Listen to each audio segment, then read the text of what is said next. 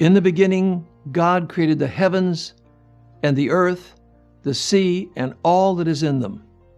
And since the dawn of creation, God's attributes are seen and known by all. As a building requires a builder, creation demands a creator. And as an outstanding design points to a gifted designer, our amazing universe reveals the glory of an awesome creator. God's wonders surround us, and these marvels reveal much about our creator. Through creation we glimpse his power and wisdom, his majesty and care. Creation is speaking to those who will listen. I'm Dr. John Whitcomb. Join us now as we explore the message of creation, conscience, and the glory of God.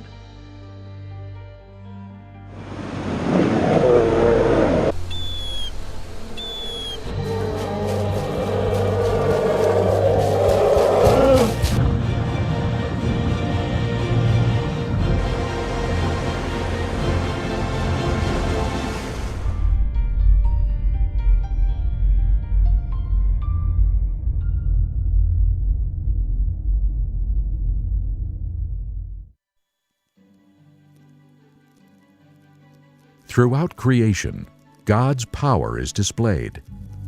From the new growth of plants in the spring to new life forming in the womb. Wherever we turn, the Creator's energizing power is unmistakable. He guides the stars in their courses above. He formed the majestic mountains. He maintains the beneficial seasons. And in His hand is the life of every living thing.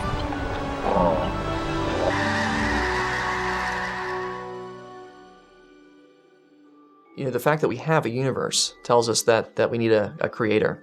Because you see, the universe has a beginning and therefore requires a cause. The energy in the universe has a beginning and therefore requires a cause. And people say, well, you know, okay, fine, God made the universe, but then who made God? But you see, God is eternal. God doesn't have a beginning and therefore doesn't require a cause. And that may be a little hard to grasp, but there's nothing irrational about an eternal being. There is something irrational about something popping into existence from nothing, because that violates causality.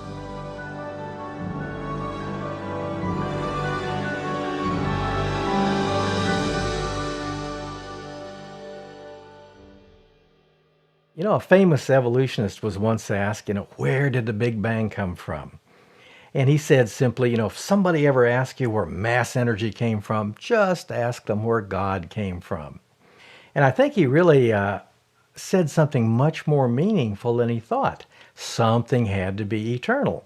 Either mass energy is eternal or God is eternal. Well, science has taught us a lot about mass energy. One of the things is it wears out. Mass energy eternal doesn't make any sense at all. God is eternal does make sense. As we read in that first chapter of Hebrews, the heavens, the whole universe is growing old and wearing out like a garment to be cast off, but thou, O Lord, endureth forever. The Bible explains there's one God who's the creator and the source of all life and energy. The forces of nature are energized and guided by His hand. Who hasn't felt the rumble of an approaching storm and considered God's might?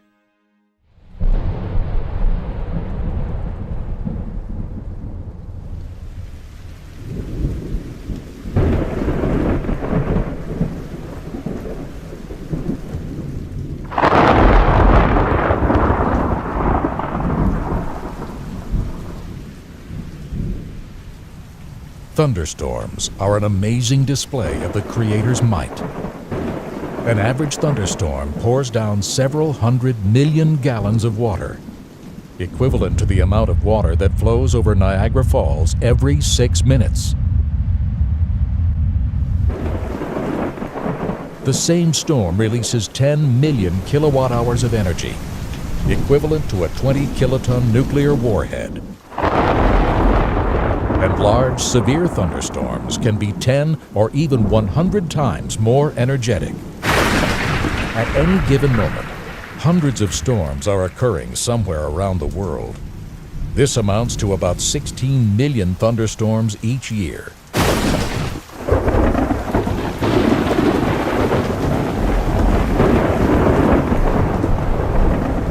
accompanying lightning illuminates an entire skyline.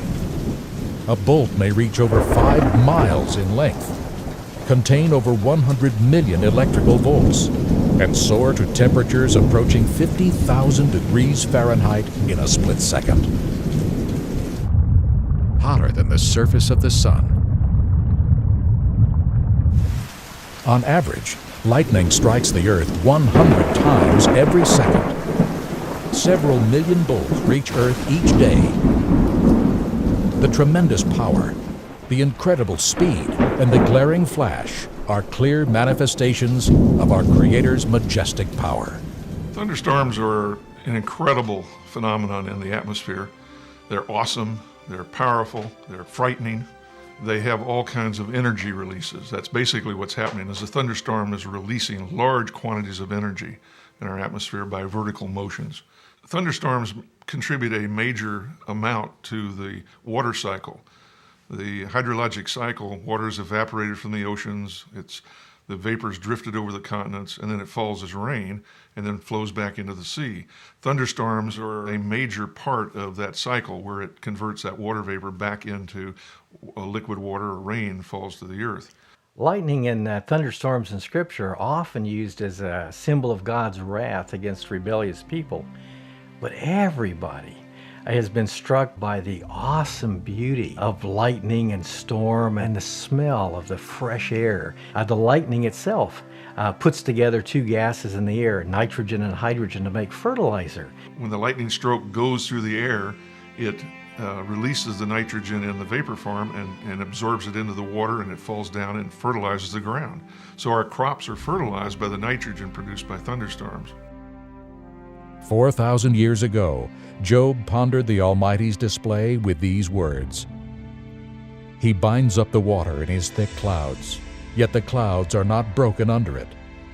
He stirs up the sea with his power, and by his understanding he breaks up the storm.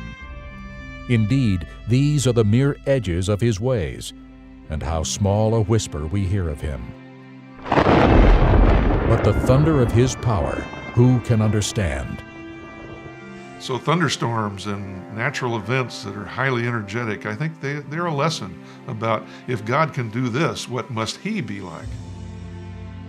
While we may not fully grasp this cumulative power, these grand displays should cause all to stand in awe of our great God.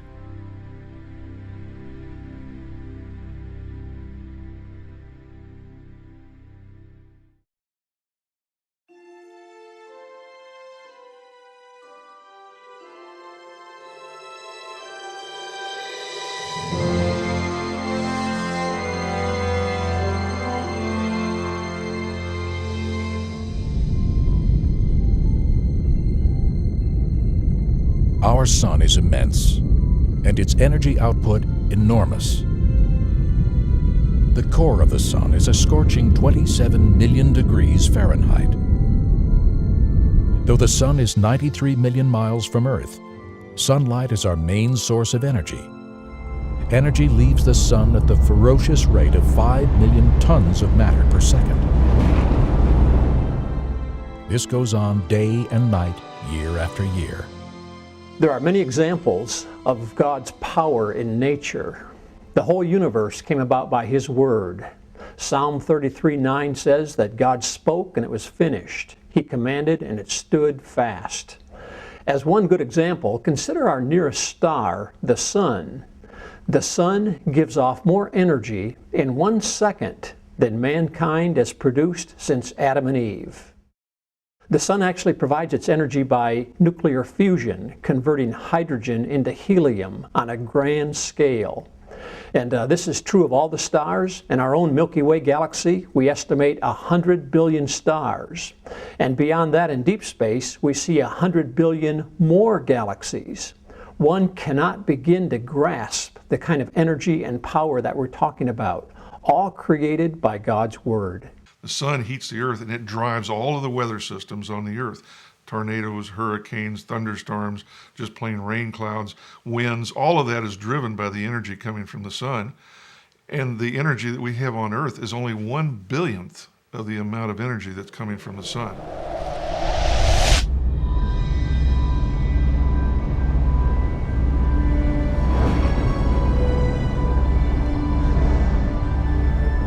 To gain perspective, with the aid of computer animation, let's now travel with the Earth to the Sun at 100 times the speed of light.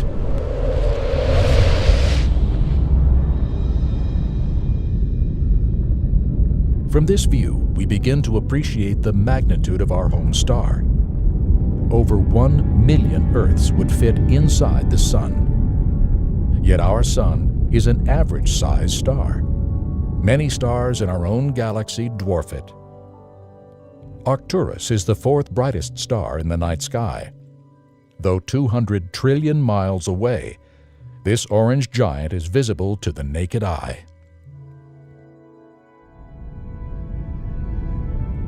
By moving our Sun next to Arcturus, we can grasp its immensity. Arcturus is 100 times brighter, with a radius 20 times greater than the Sun's. Yet even Arcturus appears small when compared with the supergiant Betelgeuse. Betelgeuse has a radius 600 times that of our Sun. A reddish star, it shines a remarkable 60,000 times brighter than the Sun. However, even Betelgeuse is not the largest star in our galaxy. Several red supergiants in the Milky Way are even larger, some with a radius 1,500 times that of our Sun.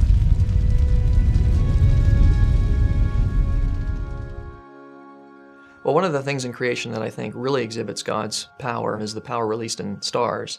The sun, it releases more energy in 1 second than 1 billion major cities on the earth, if there were 1 billion, would produce in a year. And that's just released in 1 second. You can imagine that. And of course, there are stars that are even more powerful than the sun. And just imagine all that power, all those stars, billions of stars in our own galaxy, billions of stars in other galaxies. And yet the Bible describes the creation of all that energy, all that power with the single phrase, He made the stars also.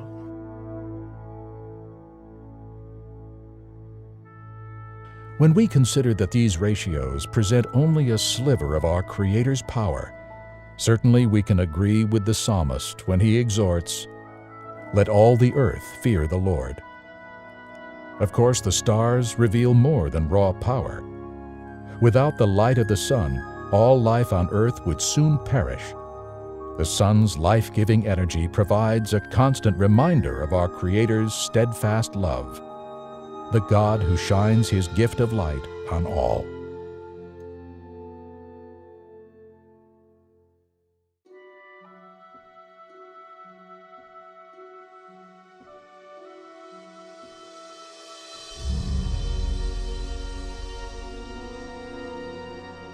The visible universe contains more than 100 billion galaxies.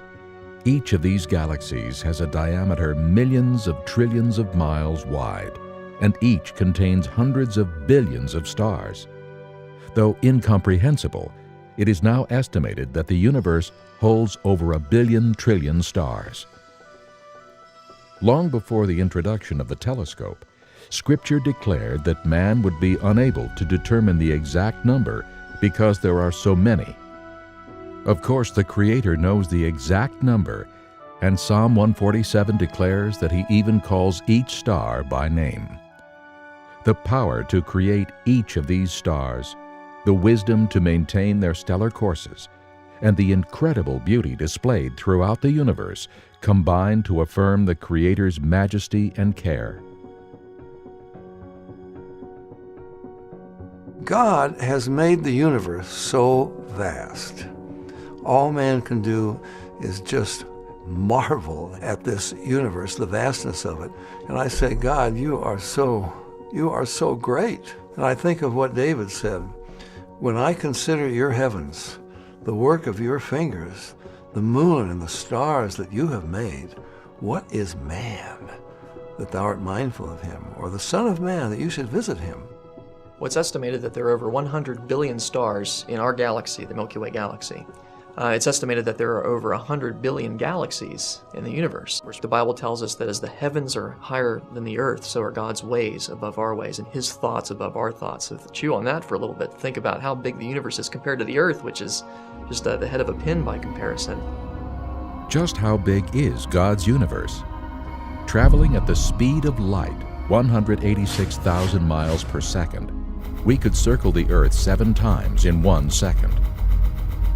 However, to travel across the known universe at the speed of light would take 28 billion years or more.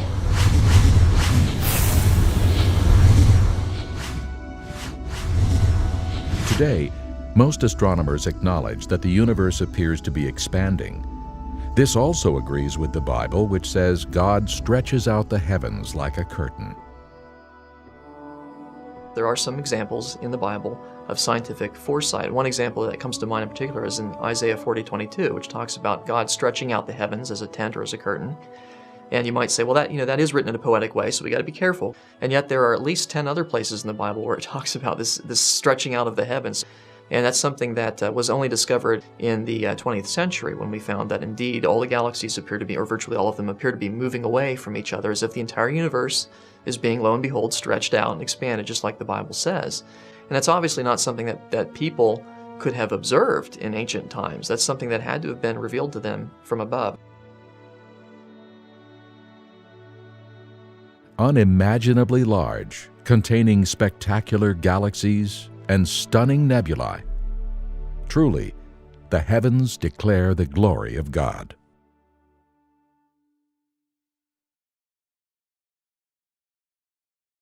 It's not just the visible forces of nature or our immense universe that reveals God's might. It turns out that there is tremendous energy present in all matter, even the tiny atom. Let's explore one more example of the Creator's infinite power.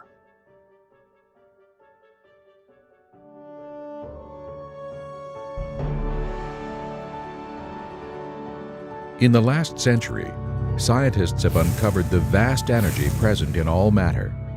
The now well-known relation E equals mc squared states that the potential energy of any matter is equal to its mass times the speed of light squared. Well, one of the great discoveries of the 20th century was the discovery E equals mc squared, that little equation that most people have heard of, but maybe they don't know what it means. What it really means is that energy has mass. It doesn't mean that energy can be exchanged for mass, but rather energy actually possesses mass. Energy weighs something. If you could put it on a scale, even light, even the light that's coming from this room, if I could put it on a scale, it would weigh just a little bit. In the past century, scientists have explored the concept of nuclear energy. It involves the formula E equals mc squared, made famous by Albert Einstein. In this formula, the M stands for mass or matter, and C is the speed of light. What the expression says is that it is possible to take matter or mass and convert it entirely into energy. You take a mass and you annihilate it, and off comes light and sound and power and energy. And that also means that if we could take just a little bit of mass and harness the energy from it, we could do some really incredible things. You see that equation, the C in that equation, E equals mc squared. C is the speed of light, which of course is quite large. And c squared, the speed of light times itself, that's very, very large. So that tells us that even the tiniest amount of mass has an enormous amount of energy associated with it. To appreciate the tremendous energy within any mass, consider that nuclear reactors convert only a tiny fraction of the total mass of their fuel to energy. If, however, we were able to convert all the mass to energy, the resultant output would be enormous.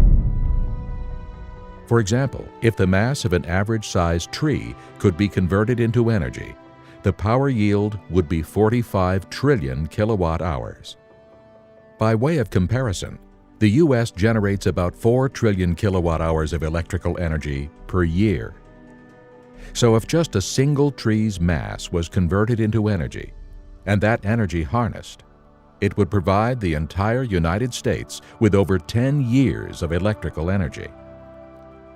Or, to illustrate further, the potential energy within a single grain of salt could power an entire household for several months. Though scientists have much to learn about energy, mass, and what holds matter together, they have discovered that the energy residing in all matter is incomprehensibly vast. Scripture explains that it is the Lord Himself who is upholding all things by the word of His power. This includes every atom, every cell, every star, and the entire universe.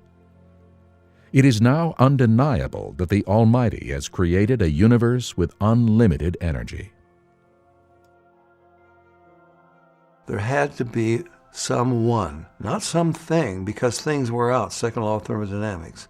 There had to be someone without beginning or end who had the power and the knowledge, the wisdom, the incredible, infinite intelligence to put all this together, from the atom, the organization of the atom, to the cosmos, and so forth. When we look at the many examples of God's power, it should invoke a sense of reverence and awe in our hearts.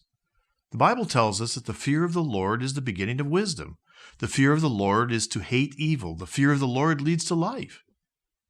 Therefore, the proper response to God's authority is to worship Him and seek His mercy and forgiveness for our sins. The prophet Jeremiah declared, "Ah, Lord God, behold, you have made the heavens and the earth by your great power and outstretched arm. There is nothing too hard for you." Surely creation reveals God's omnipotence, but there's much more. Though the universe is marred by the curse, the Creator's wisdom, beauty, and love are still evident.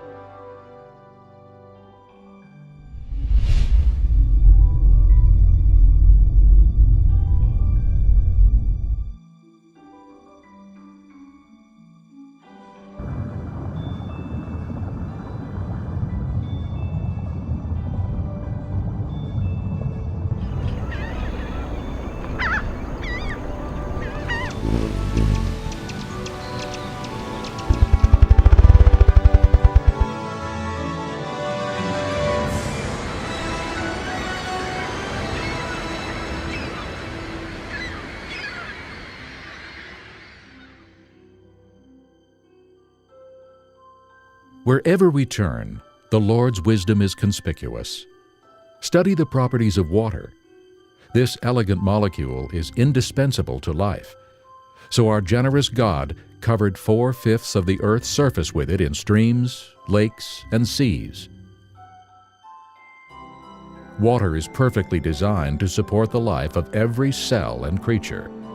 It's an excellent solvent, coolant, and transporter. Or examine the insect world. Each of these amazing creatures is endowed with ingenious abilities that far surpass anything man-made.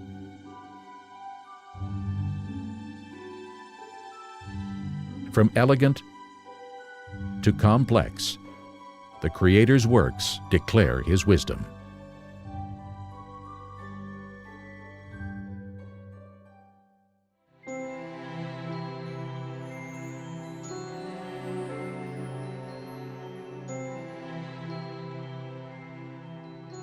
Thousands of years ago, God asked Job, "Have you entered the treasury of snow?" Now, no man living at that time could have known fully about the treasures of the snow. But with the advent of the microscope, these elaborate crystals can now be wholly appreciated. These are actual snow crystals that have reached Earth intact.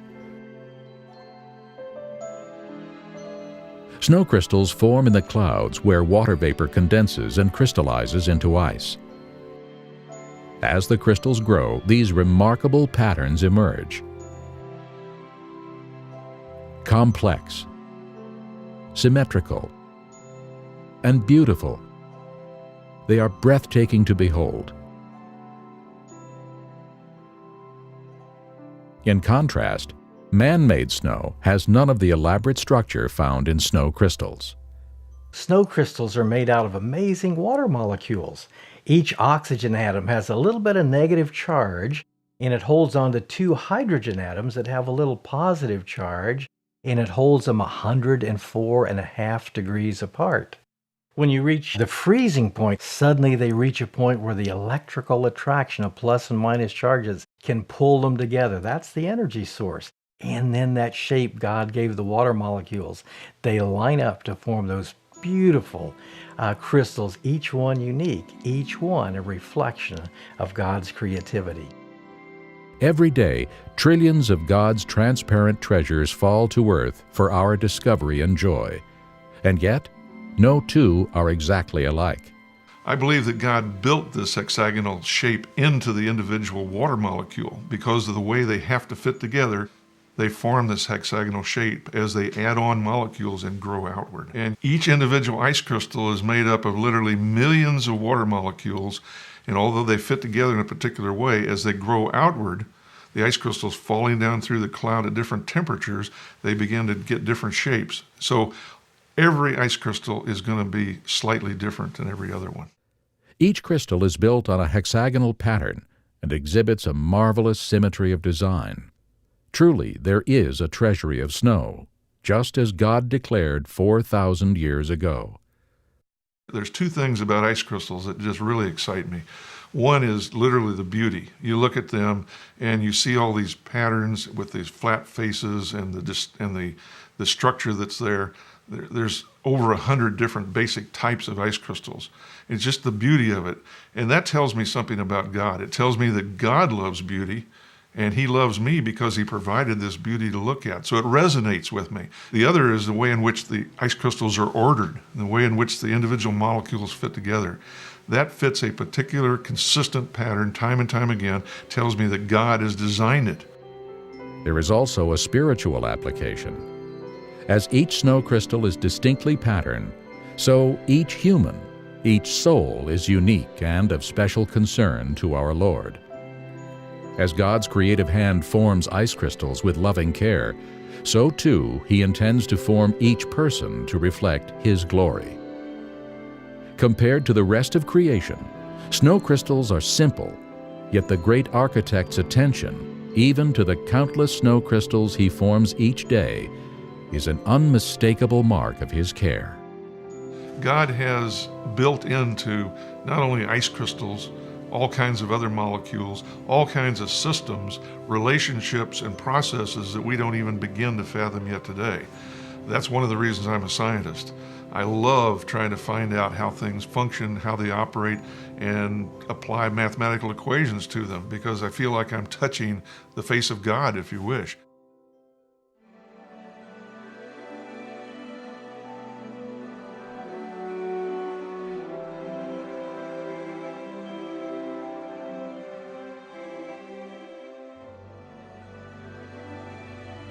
If simple water molecules that form ice crystals exhibit magnificent structure, consider the design ingenuity behind large, complex molecules, such as DNA.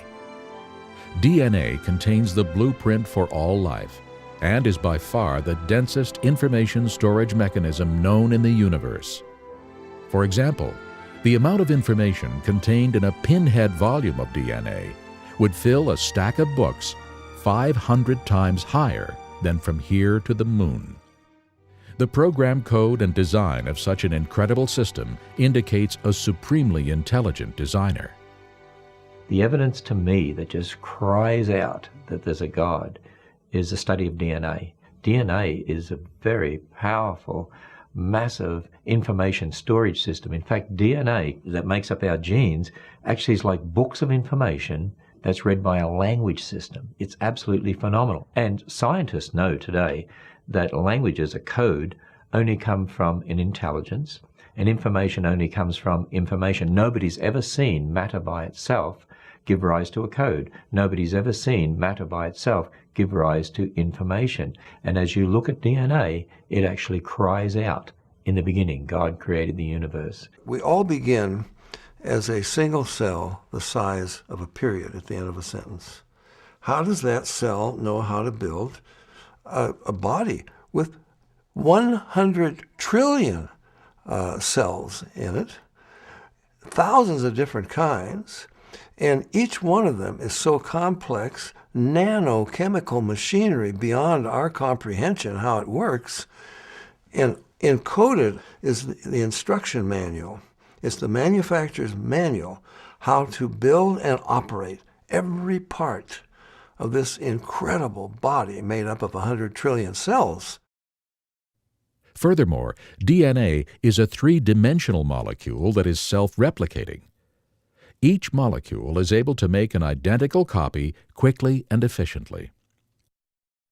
The Lord has even programmed DNA to detect and correct replication errors.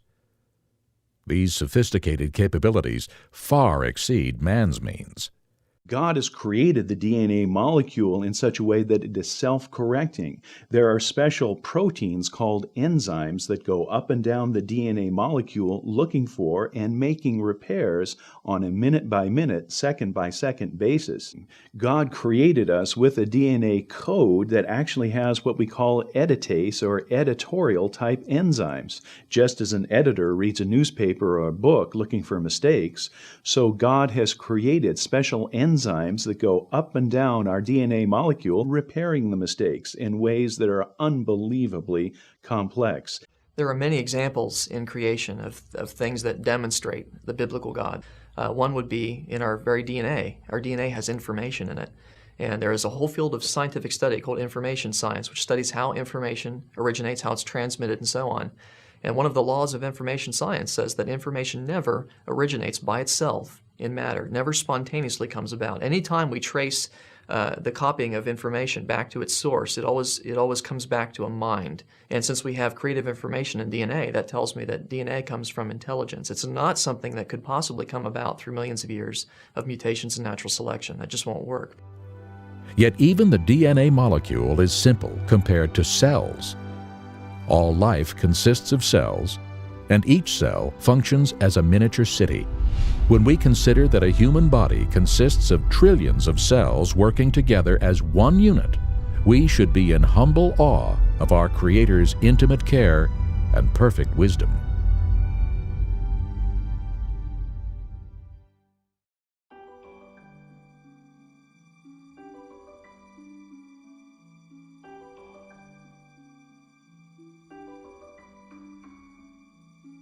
Every seed is a miniature miracle. God has programmed the tiny sequoia seed to become the largest tree on earth, reaching nearly 300 feet tall and weighing many tons. God has designed the humble apple seed to yield a bounty of delicious fruit for years to come. And God has planned a multitude of seeds to produce spectacular blossoms in abundance. Consider the many varieties of seeds. As stated in Genesis, each seed always produces after its own kind. And just as the Lord intended, the fruits and byproducts that they bear have supplied the needed food and resources for man and his environment. In the first chapter of Genesis, God said, "Let the earth bring forth grass, the herb that yields seed, and the fruit that yields fruit according to its kind, whose seed is in itself on the earth," and it was so. So the Creator made life with the ability to reproduce after its kind. Plants produce seed. This answers the question, which came first, the seed or the plant? Clearly, God created plant life with the seed in itself. Seeds are masterpieces of micro-miniaturization. Inside each seed is a little baby, a little embryonic plant. It's already got leaves, and a stem and a root. It's surrounded by a seed coat that protects it and filled with all kinds of receptors listening in to environmental signals so it knows what temperature, what moisture conditions, how much oxygen. All these things have to be present before it will sprout. And the first seeds we find as fossils look just like the seeds that we have today. The seed is the first reproductive structure God made on creation day 3, and it's the way living things ever since have multiplied after kind.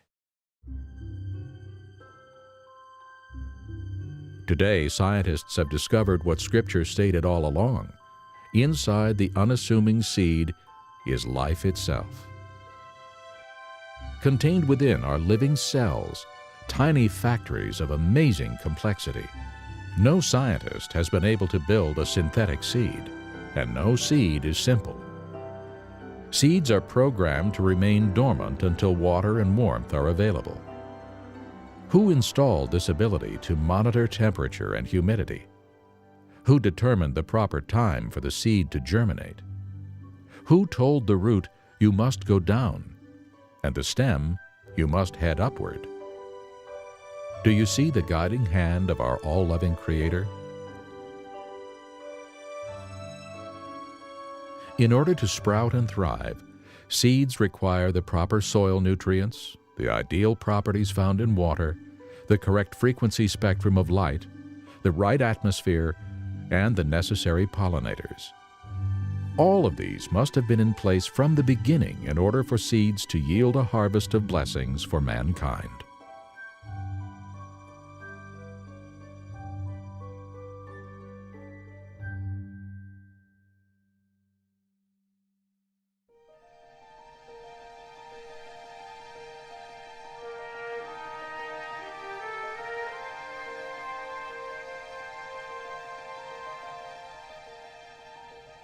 What a drab world it would be without flowering plants. From unassuming seed to magnificent blossom, flowers reflect a sliver of God's splendor. There are a great variety of flowering plants flourishing all over the globe, and each with its own unique flower, fruit, and fragrance. As a blossom expands, its fragrance fills the air. Consider that each flower always produces its own particular perfume. Even more amazing, God uses the same elements, soil, light, and water, to produce all these brilliant varieties. Remarkably, certain flowers are designed to know what time it is. California poppies, morning glories, and daylilies are three beautiful examples. Opening and closing with clock-like precision, they are sensitive to atmospheric pressure, length of daylight, temperature, and humidity, and must therefore have built-in biorhythms. Each leaf of a plant is also a marvel. Long before man discovered how to harness solar power, the Creator installed miniature solar panels in every green leaf. As the leaf expands, it is programmed to face the sun to receive its energy. This energy powers its chemical factories. As a result, carbon dioxide is absorbed, oxygen is released, and hydrogen is used in making sugars. How ingenious of our God to design leaves to absorb man's waste gas and release the oxygen which every creature needs for survival. Photosynthesis is also the basis for all our food supply.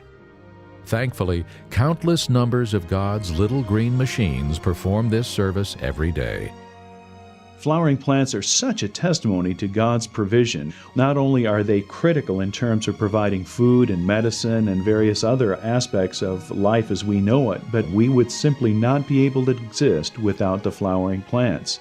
Well, that ties in with the large group of animals called the arthropods. One of the groups of arthropods would be the insects. Insects need the plants, and plants most assuredly need the insects in terms of pollination, in terms of keeping the plants fertilized on a year-to-year basis. Genesis 2:9 tells us that God created green plants, pleasant to the sight and good for food. Plants use the amazing process of photosynthesis to trap energy from the sun, to put together carbon dioxide molecules from the air, water molecules from the soil, to make sugar molecules, a basic building block for all of the other food groups. Where do the plants get the carbon dioxide? We breathe it out. Animals breathe out the carbon dioxide. Plants absorb that carbon dioxide. They absorb the water. They release oxygen from the water molecules so we can breathe it in, burn the sugar to produce the carbon dioxide that they can absorb to make more sugar. You may get the idea. All of these parts have to fit together at the same time. That's one thing as we look at the creation account, how God made plants, animals, people, all the physical features of the universe to fit together in an intricate pattern reflecting His glory. Food, oxygen, medicine, fuel, raw materials. Surely the Lord designed plants for our benefit. The rich diversity of flowering plants and the many purposes they serve all point to a wise and compassionate Creator. Though magnificent in bloom, the glory of the flower quickly fades. Scripture likens man's life on earth to a flower, so quick to pass away. Therefore, how important it is for each of us to seek everlasting life today.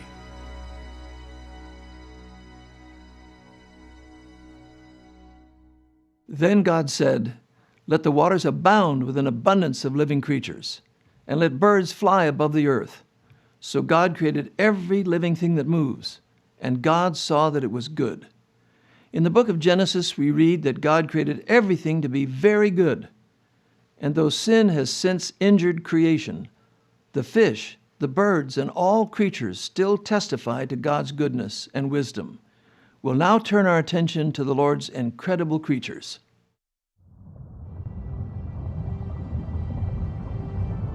Living in the waters of the world are creatures more magnificent than mankind could ever imagine. The enormous assortment of ocean dwellers speaks of the unlimited ingenuity of our great Creator, and each sea creature has been designed with remarkable functionality. God equipped the octopus with a form of jet propulsion, suction cup technology, and self-adjusting camouflage far superior to any man-made design. Watch as this giant octopus morphs into a rock with algae. Its color, shape, and texture are all transformed in an instant.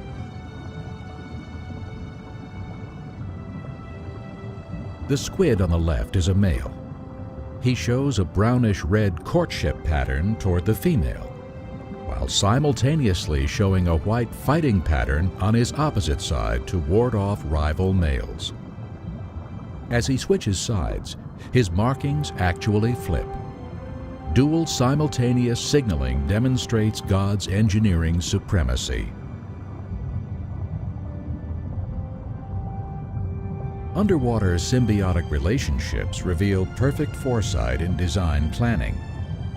Sea anemones are poisonous, yet God has enabled certain fish to safely cohabitate in their environment.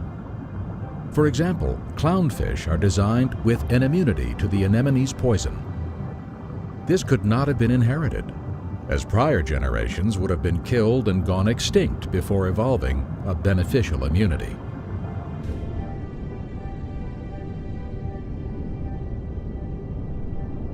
The schooling pattern of certain fish is still being researched. The ability for fish to dart with synchronized movements reveals the guiding hand of a grand conductor. Different species of fish have been relegated to dwell at specific levels of the ocean depths. This capability is the result of a specially designed air bladder, which secretes gases from the bloodstream, regulating the pressure, maintaining equilibrium, allowing the fish to survive at various water pressures within a range determined by the Creator. One of my absolutely favorite sea creatures is the pearly nautilus, or the chambered nautilus. Here's a shell like you might find in a Florida shell shop, and when you cut these down the middle, woo, look at that, all these little chambers inside. The animal that lives in the last chamber here is essentially a squid. It has lots of little tentacles coming out the front like that. All these little chambers enable it to regulate its buoyancy like a submarine does. Inside that amazing squid, there's a brain. There's an eye that sees the world like we do. There's a digestive system with salivary glands and a pancreas gland. They have 3 different hearts. They're as complex inside as we are. And yet, fossils of this kind of creature are among the first to be found. Initial complexity, a marvelous testimony to God's creativity. When I look at the sea creatures that God has created, I look in particular to the fish. They are amazing creatures, starting with their streamlined efficiency, the fact that they are designed to extract oxygen from the water in such an efficient manner, the fact that they have such pleasing aesthetic values, and also, of course, the great quantities of food they provide for man. Fish have always been fish, according to the fossil record. Yes, fish certainly are an incredible feature of God's living creation.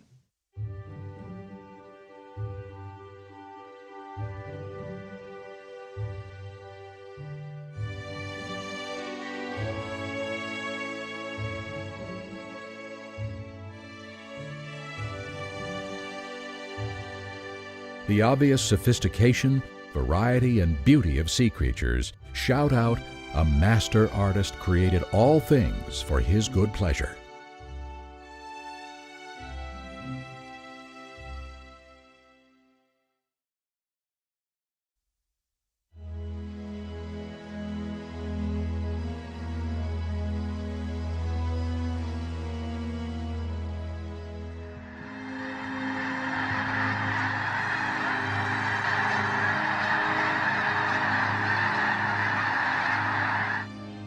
Birds are among the most captivating creatures on Earth. We marvel at their spectacular colors, their streamlined shapes, and their ability to fly with grace and ease.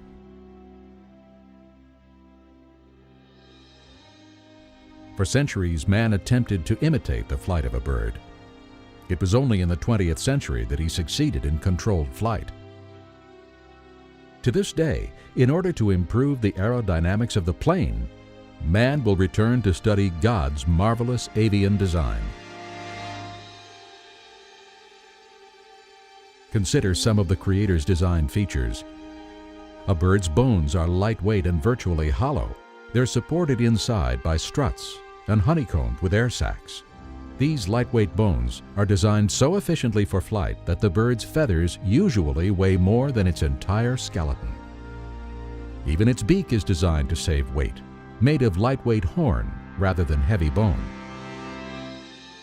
Birds also have two strong sets of breast muscles, a large set to control the wing's downstrokes and a smaller set to control the upstrokes. And only birds have been created with feathers. Feathers insulate the bird from the sun's heat, protect it from the cold, waterproof the body, and create wing and tail surfaces necessary for flight. Each feather is connected to a nerve and controlled by a muscle. This precision muscular control helps the bird balance in the air, steer, and brake when slowing down to land. Birds, they're just truly spectacularly amazing. They're well known, of course, for the feather, which is a masterpiece of strength and lightness combined in one thing. They have a little system of barbules, kind of like hooks and eyelets and Velcro, that can zipper together the little feathers that stick out from the main shaft. And they can take their bill and zipper them and unzipper them as they oil their feathers. And each feather along the length of the wing has a slightly different size and shape that's coordinated with all of the others. There's no way at all feathers could just arise by time and chance. They are marvels, masterpieces, miraculous examples of creation.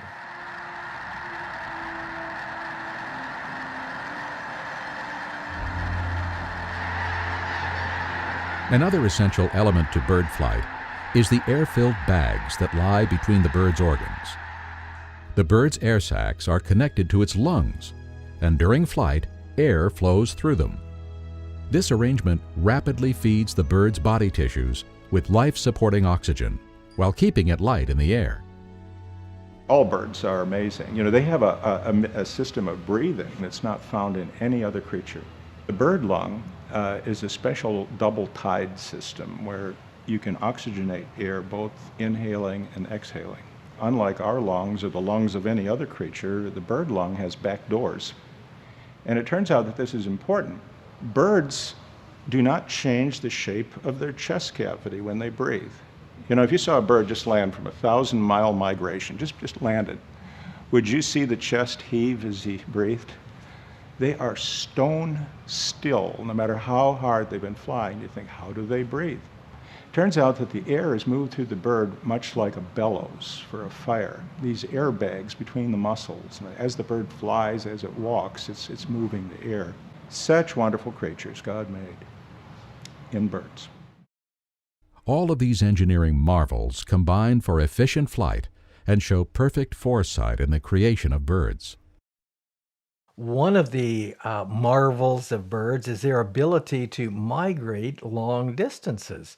The Arctic tern makes it all the way from areas near the North Pole all the way down to the South Pole and back every year. Now people can do that in an airplane, but you've perhaps looked into the cockpit of an airplane, all those switches and dials and levers and controls. And then you have to have ground control to tell the pilot where he's going, and all of that is packed into one teeny part of a bird's brain.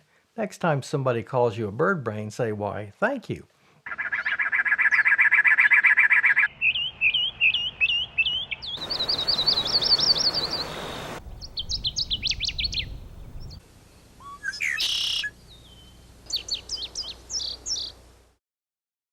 The Lord has equipped each bird uniquely for his role in life. In the service of man, each species of bird has a special area of patrol. Many help by controlling insects. Others remove the carcasses. The finch family is a great weed seed destroyer. The owl and the hawk keep the rodents in check. The sandpiper combs the beaches. The water bird maintains the proper balance in fish population, the heron in frog and snake control. With graceful proportions, amazing aerodynamic abilities, and practical functions, each bird is a testimony to God's wisdom and love. While God provides marvelously for birds, remember that Jesus assures us that we are of more value than many sparrows.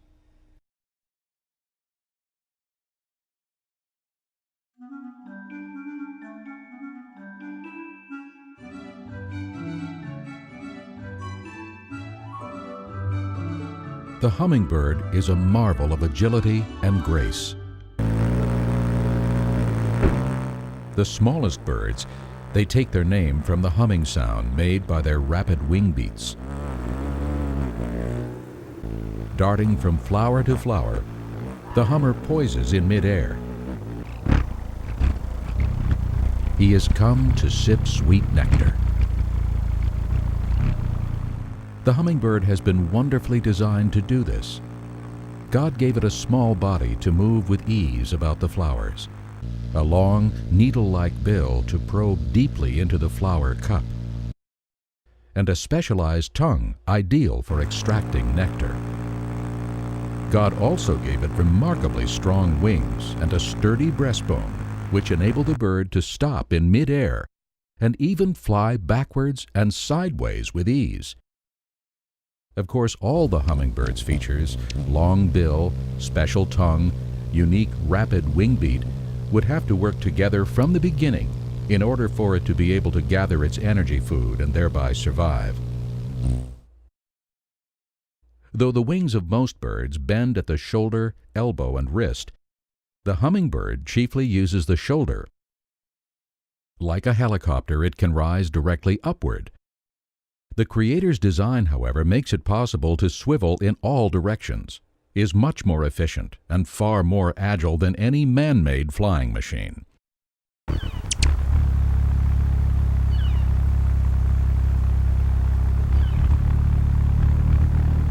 The hummer's capabilities are phenomenal. When hovering, his wings beat 50 times a second. When speeding straight away, up to 80 times. Its heart beats 21 times in the same second. These tiny little birds have a metabolic rate that just is almost unimaginable. Their heartbeat is so fast it gets into the range of audible sound.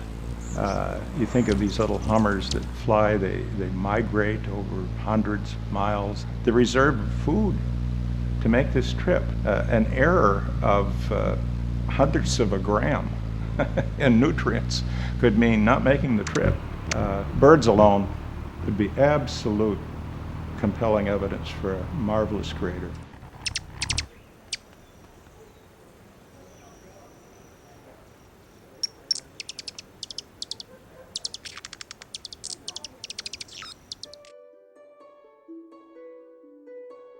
The hummingbird's nest is a masterpiece of art.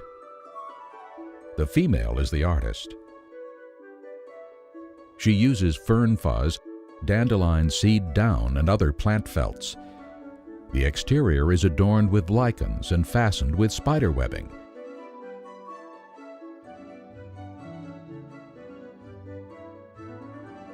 The interior is lined with the softest down available. No one teaches her the art of nest building.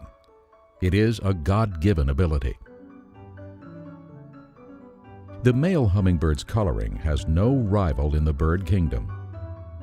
The magnificent hummingbird, the broad-tailed, the blue-throated, and Costa's hummingbird are among the more than 300 stunning species.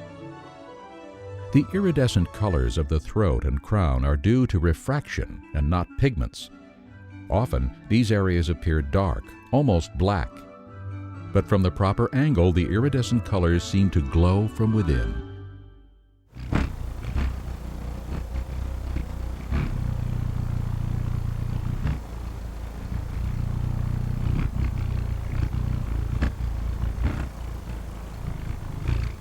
Every aspect of these remarkable birds testifies to the Creator's gracious provision.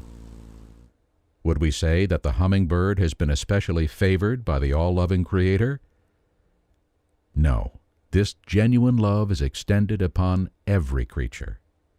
If we carefully study any creature, the Lord's glory will always beam forth.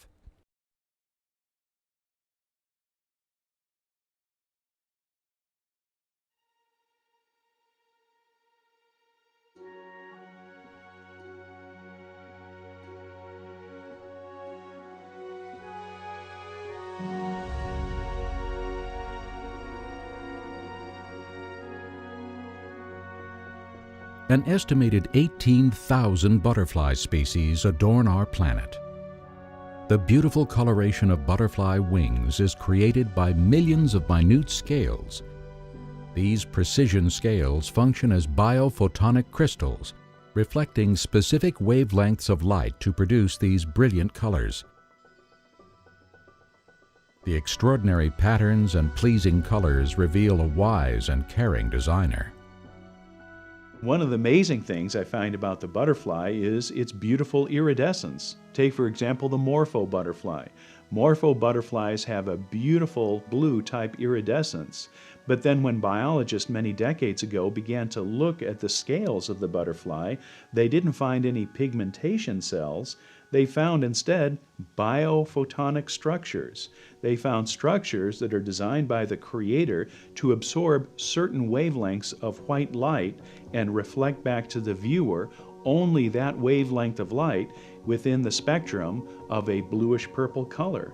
We have found that using electron microscope, there are structures there that can have no more variation than 0.00004 millimeters. A wonderful testament to God's design.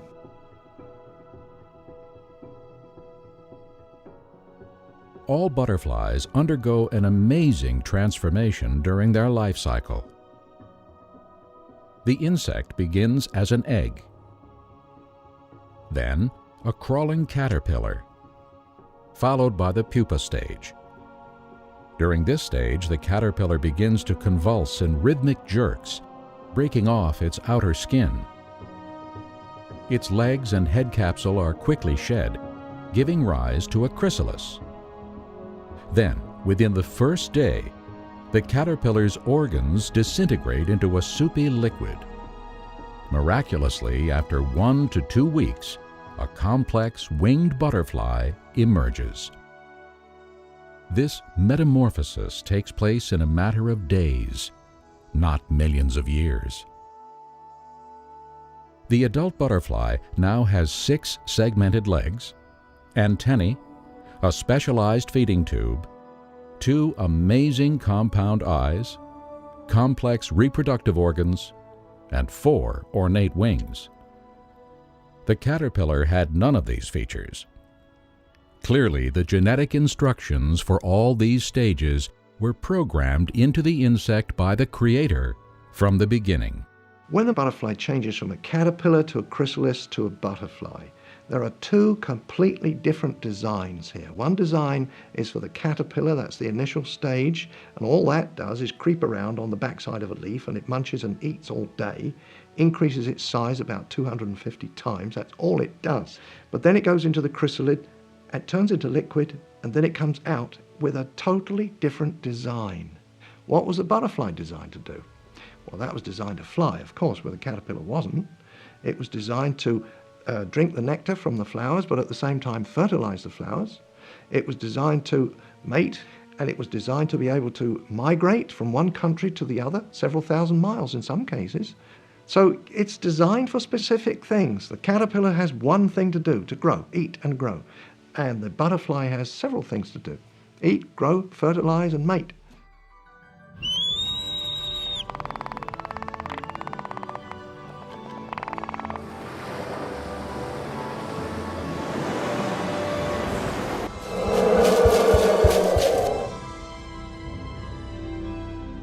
Thousands of years ago, Scripture declared what was common knowledge to everyone. For example, in the book of Job, chapter 12, we read, "But now ask the beasts, and they will teach you, and the birds of the air, and they will tell you. Or speak to the earth, and it will teach you, and the fish of the sea will explain to you. Who among all these does not know that the hand of the Lord has done this?" If we examine the evidence that we see, the various things that have been created, it is very clear from the Scriptures that the evidence points to the reality that there is a Creator who has made all things. Our great Creator has provided us with countless examples of His infinite wisdom. The functionality and ingenuity of God's creatures surpass our understanding and are cause for unending thanksgiving and worship.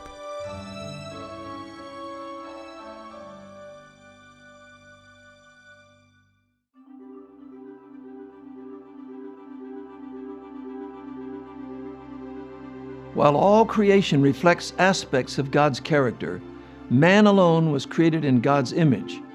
Man has physical distinctions. His brain is a masterpiece of complexity. His hands are able to accomplish precise work. His posture is upright. Yet, it is man's spiritual nature that is especially unique. Scripture explains that God is spirit, and even though mankind has fallen into sin, man's spiritual nature still retains a glimmer of the Creator's character. For example, man has a free will. Man knows the difference between good and evil, and only mankind has produced great scientists, composers, prophets, and poets.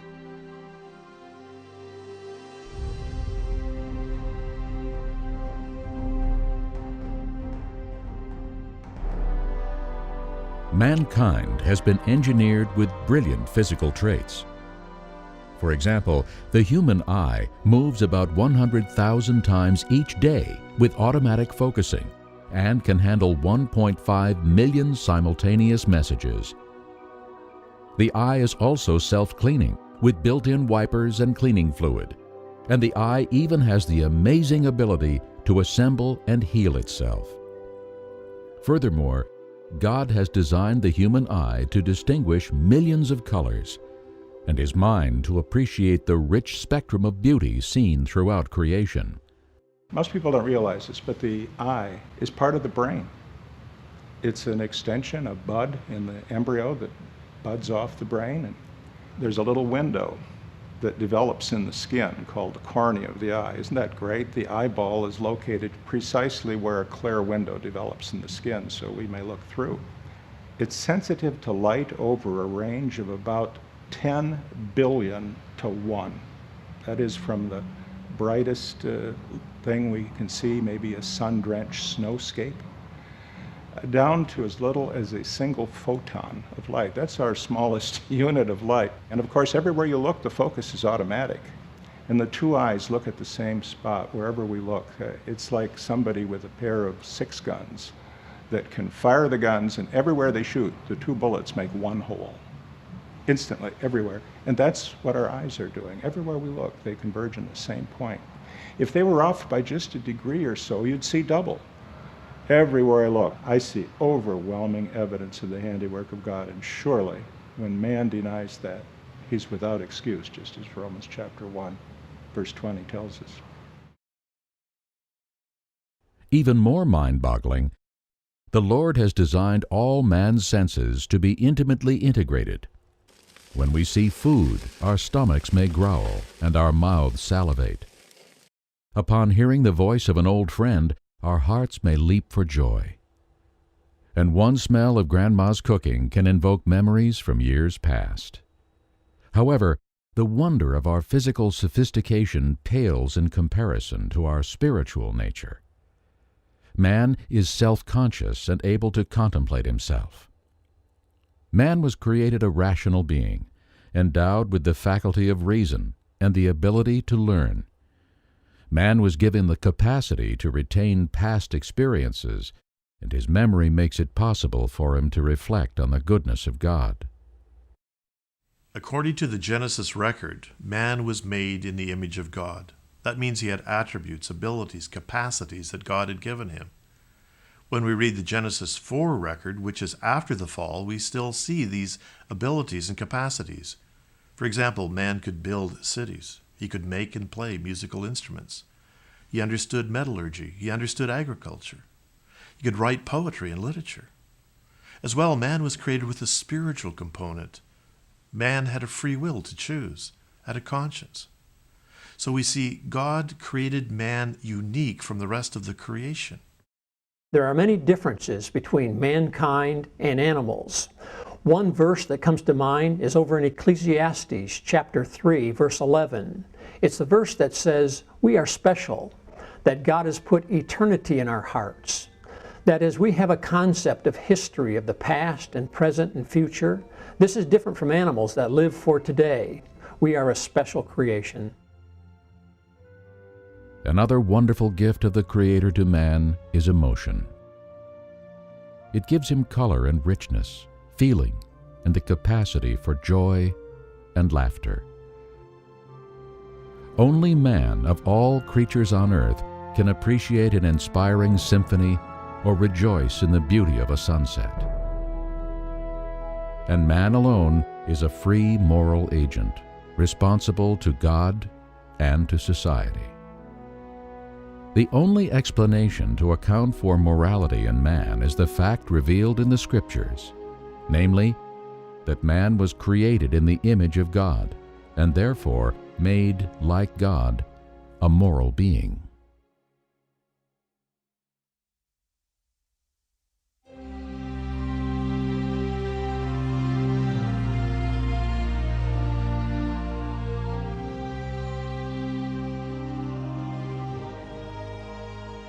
In addition to being almighty and all-wise, the Bible states that God is completely holy. He always does what is right.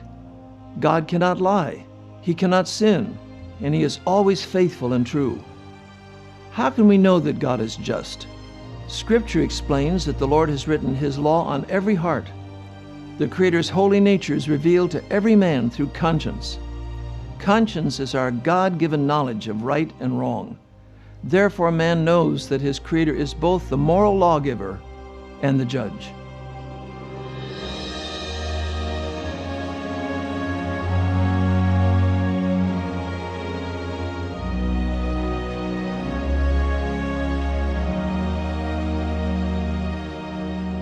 Do you have a conscience? I believe I do have a conscience. Do you believe that everyone has a conscience? Absolutely. But do you have a conscience? Yes. Where did it come from? I don't know. The Bible makes it very clear that the knowledge of God is written on our hearts, even that knowledge of right and wrong. Have you ever told a lie? Yes. All right, what does that make you? A liar. Liar, right? Have you ever stolen anything? Yes. What does that make you? A thief. Thief. Just supposing you're in a shop, in a store someplace, and there's something that you really need, and it's just sitting there and nobody's around watching it. You say to yourself, I haven't brought my wallet, forgot that, nobody looking, in the pocket. And it goes in, you walk out, nobody challenges you, and you got away with it. Inside, what are you thinking? At night, when you go to bed, what are you thinking? And I think anybody knows fully well that the thoughts will go round in the head, I stole that. This is a conscience. Have you always obeyed your God-given conscience? No. Have you ever used your Creator's name, God who gave you taste buds and eyesight and every good gift, ever used His name as a curse word? Yeah. I have. Jesus said, you've heard it said you should not commit adultery. But I say to you, if you look at a girl lustfully, you commit adultery in your heart. Have you ever looked at a girl lustfully? Yeah. Okay, so you broke that commandment, right? Yeah. God says he has written his law in every human conscience. So they are all without excuse. Everyone knows that he's a sinner. Everyone knows he's broken God's laws. Everyone knows he hasn't done right. We have the ability to know right and wrong. If we have the ability to know what is good, then God also must know. He must be the ultimate creator. revelation of morality, of what's right, of what's good. Because how would we know what was right or wrong? Yeah, I know, It's that's him. amazing. The fact that every man knows right from wrong, what does that tell us about God's character and nature? That he's just. If God were to judge based on the holy standard, would you be guilty or innocent? Guilty. So if you were guilty as a blaspheming, lying thief, on the day of judgment, will God send you to heaven or hell based on the 10 Commandments? I would definitely go to hell. Do we have to face the Almighty Judge? And yes, we do. And that being so, we would be found guilty of whatever we've done. The conscience tells me there is someone to whom I am accountable. He is my creator, and I know that I have not lived up to his standards. Have you ever used God's name in vain, like, oh my God? Yeah. Can you think of a time when your conscience just screamed at you? Something you did in the past where it's like, Alan, don't do that, or Alan, you shouldn't have done that. Yeah. If you can remember that, do you think our Creator can? Yes. Right. Do you think conscience tells us we need a Savior? Yes. And you know that it took a God of personal love and concern, but of unbending justice. It's the only way it can be. We can't get him to change his laws. He's the only one who could have put that conscience within us so that we experienced. It's really God that we're experiencing through our conscience. Though creation shows forth God's wonders, it presents a mixed message. For, in the midst of such beauty and order, we observe disease, decay, and death. Not surprisingly, it is the Bible alone which explains this apparent contradiction. In the beginning, God created everything perfect. However, man was given a free will and a choice. Sadly, he chose to rebel against his Creator. As God warned Adam, sin resulted in suffering and death. The curse described in Genesis affected all creation, and today we see the horrible results. However, there's good news. Before time began, God had a plan to rescue mankind. Because the penalty for sin is death, the Creator came to earth as a man, lived a sinless life, and died to pay the penalty for our sins. He then rose from the dead and offers forgiveness and eternal life to all who will trust him.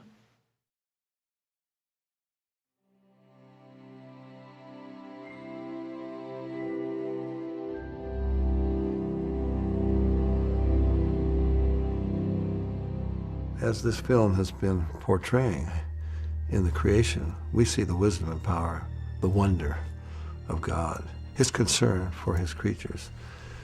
But you can't look at it without realizing something's wrong. It's like we have a memory deep within our conscience of a time when there was a paradise, and it's lost. God made a beautiful world. It was perfect to start with. But because of man's sin, now it's a groaning world. So we see beauty, and we see groaning, and we see ugliness, but it all seems contradictory. But that's only because it is a fallen world. It's so easy to see the God of wonders just on a stroll through whatever neighborhood we might live in. Birds fluttering overhead, the majestic beauty of flowers, the glory of a sunset. And yet many of you may be troubled like I was as a young man, trained in biology. Well, what about all the birth defects, disease, disaster, fires, floods, famines, plagues? Where is God in all of these things? Is that the God of wonders who did that? The Bible tells us quite clearly, no. The God of wonders is the one who created the wonders we see, the marvels of beauty and design. Unfortunately, man rebelled against God. But what God did was absolutely phenomenal. Even though we rebelled against him and we don't deserve to even live, we don't deserve existence, he stepped into history to become one of us. Jesus said, God so loved the world. So loved the world, he gave his only begotten Son. Would you give your son knowing that he's going to be hated and persecuted and scourged, beaten, mocked, and crucified? God knew what would happen, and I often think of Jesus. He knew from eternity past what he would face. Someone might wonder how a man who walked the dusty roads of Israel so long ago could possibly save us from death. How could he possibly raise us to new life? But remember, the Christ who died for us is the creator of life. What an awesome God, the fact that he would actually step into history to pay the penalty for our sin and then offer a free gift of salvation to save us from what we did. You see, in actuality, we committed high treason against the God of creation, and yet he loved us so much, he stepped into history to provide the payment for our sins so that we can spend eternity with him. Wow, what an awesome God. According to the scriptures, this great creator is the one who not only made everything, but who redeemed us from our sins. Jesus Christ came to this earth, lived a perfect life in our place, died upon the cross, his blood was shed. 3 days later, he's resurrected. He lives today. And whosoever believes in him and acknowledges him and acknowledges who we are and what we've done and asks for forgiveness and repent from our sins can enter into a relationship with the Creator that will last for eternity. This is the good news. Perhaps the most wondrous of all the aspects of creation is that God would not leave us alone. He sent his own Son to restore things, and we look forward to his coming again, when once again the wolf and the lamb will lie down together. They'll not hurt nor destroy in all my holy mountain, but the earth will be full of the knowledge of the Lord as the waters cover the sea. That marvelous passage in Isaiah. Wow, God's redeeming love. That's the greatest wonder of all. Truly, our Creator is the God of wonders, and the greatest wonder is his immeasurable love. Scripture states that God is love, and he demonstrated this love toward us by stepping down from heaven to offer his life so that we might be reconciled to him forever. Jesus Christ is the Creator. On the cross, he bore our sins and then rose from the dead. The Lord now offers everlasting life to all who will turn from their sins and trust in him personally. By placing your faith in Jesus Christ, you can enter into a relationship with the Creator of the universe that will last forever. This is his free gift and desire for you.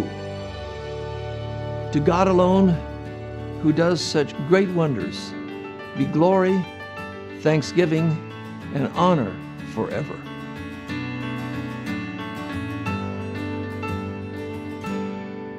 Bless the Lord, O my soul, bless his holy, his wonderful name. Bless the Lord, O my soul, for his love will forever remain. Your Creator is worthy of praise. Your Sustainer has poured out his grace. He poured out his mercy on those who would fear him. He poured out his love, his forgiveness of sin. Bless the Lord, O my soul, bless his holy, his wonderful name.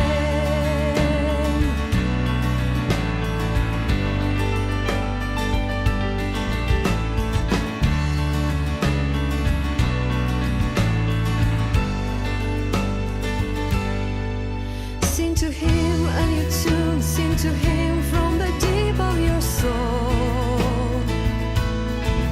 Meditate on his word, don't forget how his stripes made you whole. Your Creator is worthy of praise. Your Sustainer is